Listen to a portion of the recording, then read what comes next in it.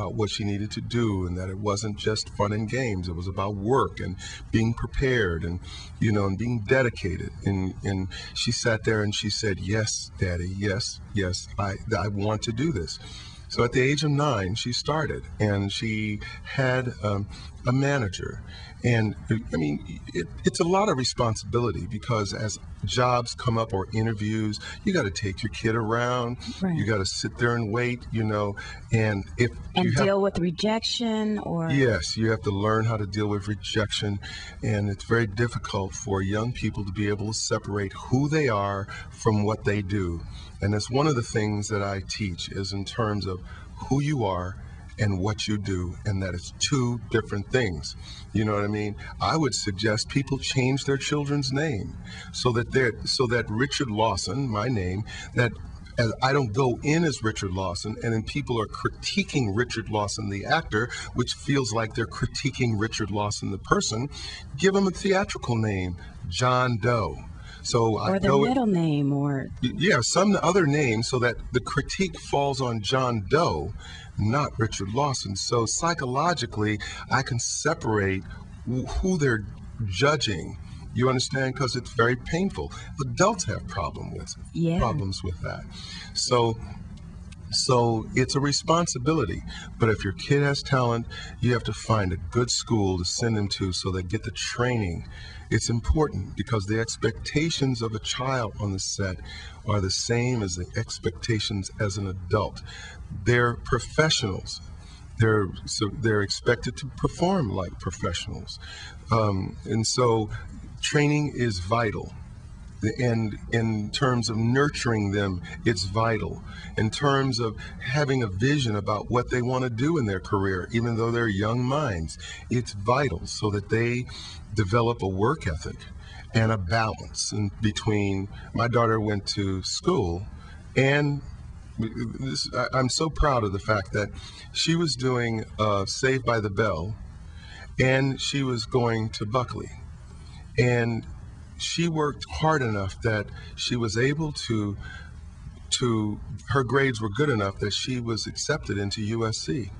Oh, great. While she was working. So it's like she was doing 2 jobs. Right. And she had me to support her in the business, and I'm a teacher as well. So I was able to help keep her balanced in terms of, who she was and what she wanted. Right, and that's very important, because there are a lot of stage parents, or they call stage moms, or yes. But we'll talk more about that in a few minutes, and more of how someone can go into an audition and what your classes are about. Absolutely. And that helps the auditioner win those roles. Absolutely.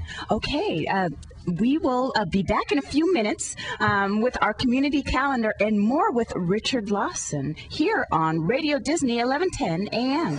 And now we're going to speak back with Richard Lawson from Richard Lawson's studio. He's telling us about acting and how to get into acting. And if you have a child, or if you are a child that wants to get into acting, how do you do that? Welcome back to the show, Richard. Hey, thank you.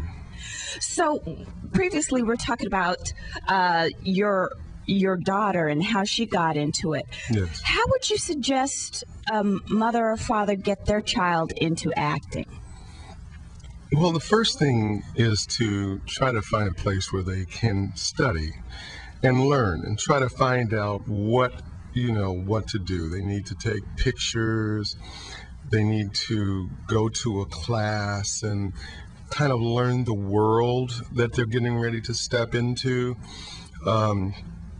And that can be kind of a very difficult, challenging thing, because there's a lot of things out there that are, that will take people's money. Right. They will take, it's a sort of a full service thing where they will teach you certain things and take your picture and promise to get you in front of agents and stuff like that, and charge you exorbitant fees. And I'm sorry to interrupt, but another thing to look out for is when they say, okay, you can audition, but you have to pay to audition. Yes. That is a scam. Yeah. There's a lot of scams out there. To find a very good, solid studio, you have Like to the do Richard Lawson studio. like the Richard Lawson studio or the Beverly Hills Playhouse is teaching young people. Um, um, you you have to do a little research. You don't just jump at the first thing that comes up. You may want to write stars or people on television and say, well, where did you study? How did you start? You want to go to Samuel French and buy books that guide people in the right direction.